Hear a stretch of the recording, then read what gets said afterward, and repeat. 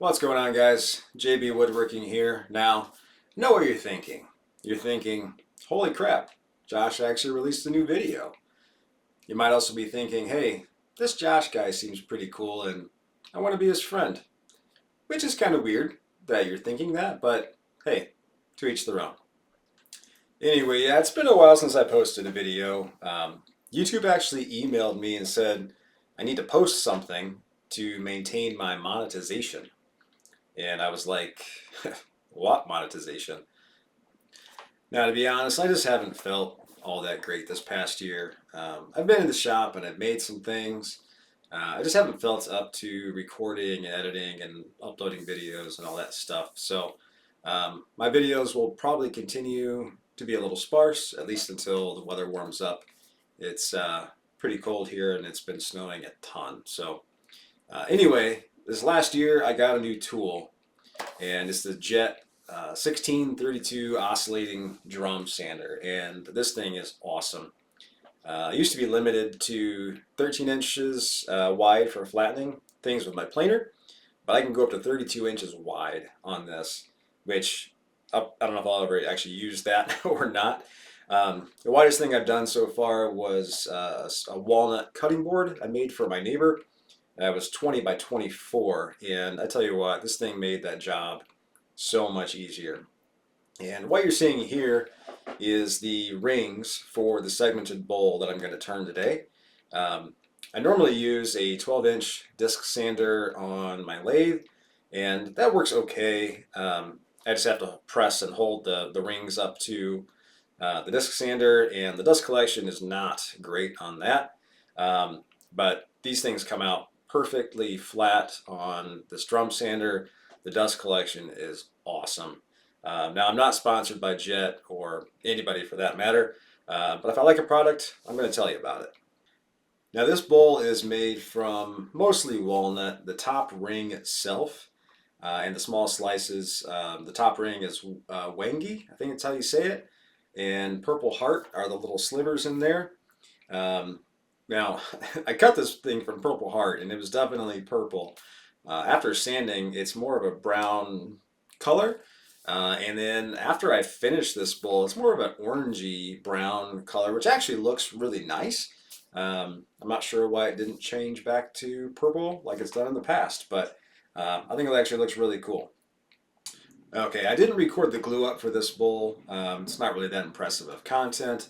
And I mounted it with a 4-inch faceplate, and I'll be using my 12-inch disc sander on the tailstock here to help keep it balanced while I'm turning. So let's get into it.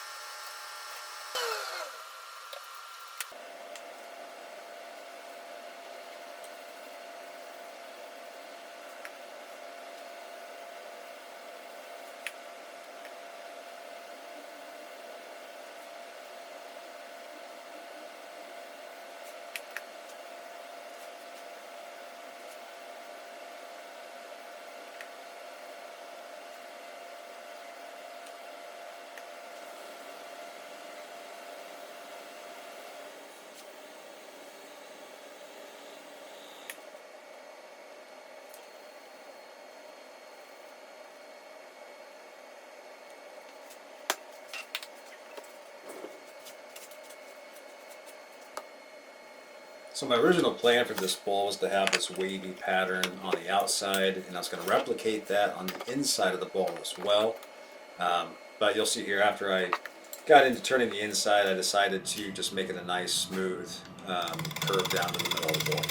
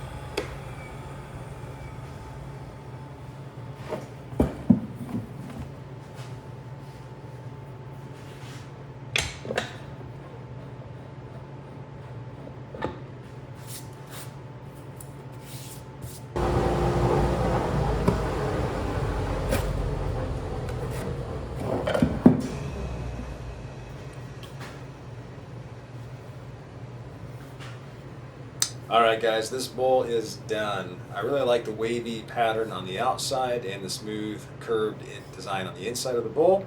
You can see the purple heart slices on top look a little more orange, but I really like the way it turned out. You can actually see the purple heart here as a comparison. That's the wood I used, and it's just a little different. So hopefully it changes back to purple, but we'll see. But that's it from me, guys. Thank you so much for watching. If you did like the video, please consider subscribing to my channel and hit the like button. Remember, keep your expectations low on the frequency of my videos and you might not be disappointed. But that's it for me. Take care. Have a good one.